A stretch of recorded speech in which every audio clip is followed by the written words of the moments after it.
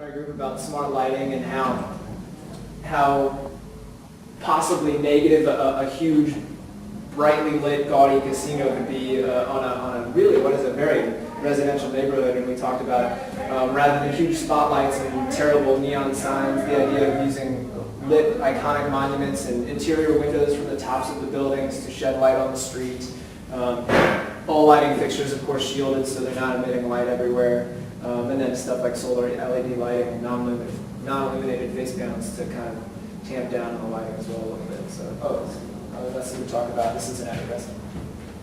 So as I mentioned, it's important for the resident that the casino becomes a vested partner in the city.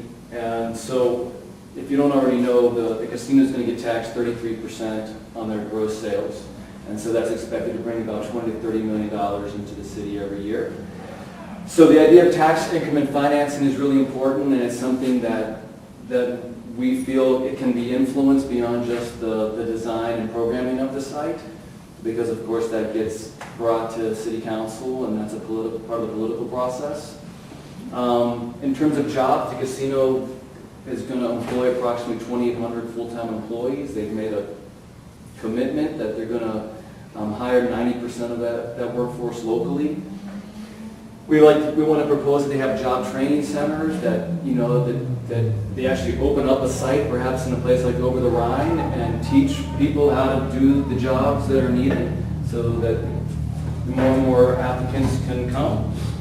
It's important that the casino is a community partner. They invest in the arts and our sporting events and our festivals and so forth, and that they become a major sponsor of what's happening in the city. And lastly, that it really, having all of the mixed uses means that they're not just about gambling. And I think what a lot of the public perception is. And if they support the idea of pushing these uses to the exterior and building this district, not only will we, the residents, feel that there's more value to it, but we hope that the casino developers themselves would find it compelling, because we think that it would be reason for them to draw customers that they never thought that they could, because suddenly they're drawing customers that are also interested in the bars and the restaurants and the shopping that would have never thought of visiting the site because they don't particularly like gambling. So now we move on to the regional visitors. So these are the people that are coming to the casino site from either a distant suburb or maybe possibly another state. And so the main goals that Stephen already kind of outlined was accessibility and connection. And first, along with accessibility, our proposal, in order to kind of touch on how we can make this site as accessible to regional visitors as possible, is to create wayfinding, which we have indicated here in the blue circles, which direct traffic and also connect the district with other entertainment venues and areas going on in the city. And then we also decided to identify gateways in which really identify this as the entertainment district rather than just the casino site itself. It's really creating a whole experience, and this is the entrance into that experience. And then to go along with connection, really connecting people to the other entertainment places that Cincinnati has to offer. So we propose a system of corridors which really draw the people out from the casino core into places like Vine and Main Street and the CBD. And then that leads us to the downtown business, which is connected with this whole corridor idea, and that they really want to see a magnetism sort of effect, and where they're drawing people from the casino core to these other businesses and create a sort of destination in itself as well as a promotion for downtown businesses.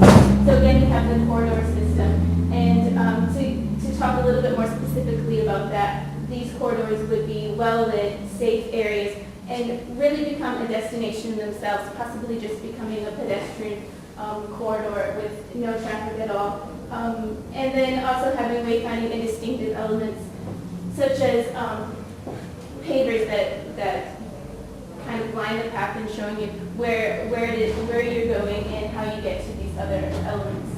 And then cross promotion, mostly achieved through programmatic efforts and just having an in-house casino concierge service, or having a rotating exhibit space for downtown businesses, or local theaters could exhibit their work or any type of advertising materials there. And also the rewards program, the cards they give to the gamblers. So oftentimes those cards can only be, if you gamble so much, you get points and you redeem them in the restaurants in the casino. But what we're proposing is you redeem them in other restaurants and bars and shopping, downtown area, broader downtown area.